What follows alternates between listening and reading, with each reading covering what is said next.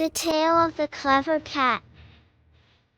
Once upon a time, in a quaint little village where the sun always seemed to shine a bit brighter and the birds chirped a tad merrier, there lived a miller. This miller, though not very wealthy, had 3 sons. When the time came for the miller to leave this land for one with fluffier clouds, he bestowed upon his sons an inheritance.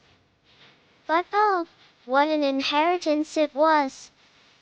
The eldest received the mill, the middle one kind-heartedly took the donkey, and the youngest, well, was left with but a cat. A simple cat, or so the youngest son sighed forlornly.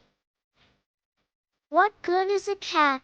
he lamented, pondering aloud while the cat, with a twinkle of mischief in his eye, twirled his whiskers. "I have been left nothing but despair," he concluded, already picturing a future bleak and destitute. But alas! Little did he know that this cat was no ordinary feline. Now, children, gather around, for not every feline can wear boots. This cat, with a graceful bow and a voice as smooth as honey on warm bread, addressed his young master. "Fear not and waste not your tears," he purred, "for I require only a bag, make it sturdy, and a fine pair of boots that fit as snug as a bug in a rug." His master, though perplexed at the prospect of feline footwear, obliged. The cat, now elegantly booted and with bag in paw, straightened his whiskers with pride and trotted off towards the bright horizon. His aim? To show that he was worth more than a mere whisker, worth his weight in gold, you might say. And so, off to the woodlands he went, where the leaves rustled with secrets and rabbits gallivanted with the glee of summer. Cleverly, he spread some delicious cabbage and bran in his bag and lay down, as still as a statue, playing, of all things, dead. It wasn't long before a naive rabbit, lured by the treats, hopped curiously into the bag. Quick as a flash, the cat tightened the strings and had himself a royal rabbit supper. Without wasting a moment, our crafty cat made his way to the king's grand palace. The guards, never having seen a cat on such important business before, stood aside in wonder as he waltzed right into the throne room.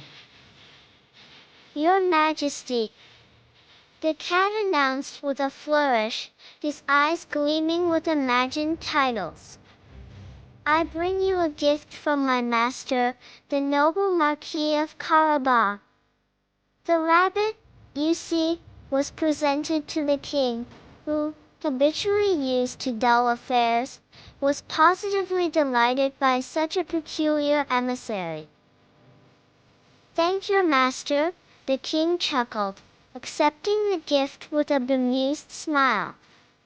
And with a clink of royal coins, the cat was off on his next adventure.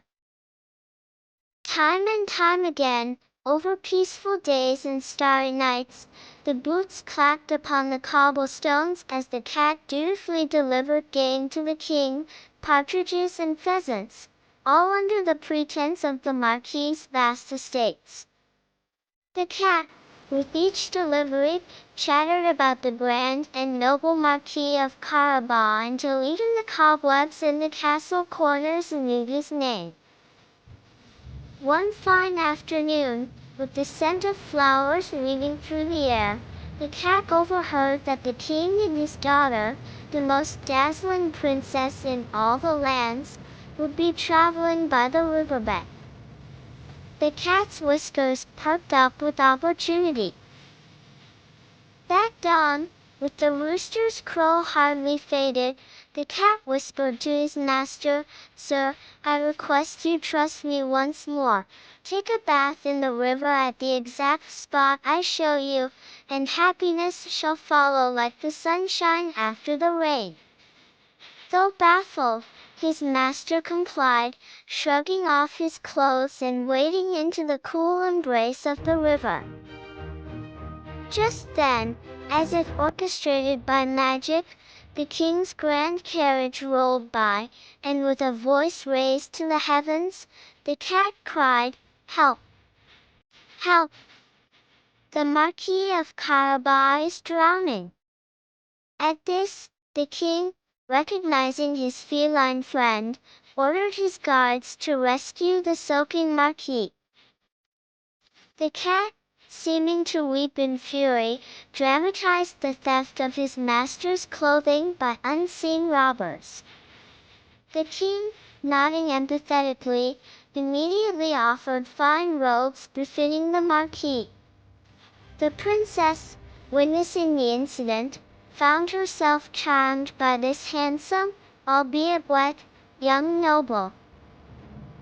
Seated beside royalty, the marquis rode the roads with his soaked hair drying in the warm sun. Meanwhile, our cat dashed ahead, his boots ablur, meeting farmers and meadow folk. "Good people," he would cry, with just a hint of gentle mischief, "declare these lands belong to the Marquis of Carabas when asked, or risk the wrath of pie fillings." His strange threats, more comical than cruel, assured unanimous cooperation. So it went, field after field, meadow after hill, everyone proclaimed the magnificent lands belonged to the Marquis. And the king, believing these accounts, was increasingly enchanted by his companion's apparent wealth. The journey led at last to a grand castle, tall towers gleaming in the evening sun. But, clever as always, the cat marched bravely to the ogre's doorstep. "Mighty ogre," he called out, his tone as sweet as music playing on a breeze, "I've heard wonders of your magical transformations." The ogre, both flattered and proud, agreed to demonstrate his prowess.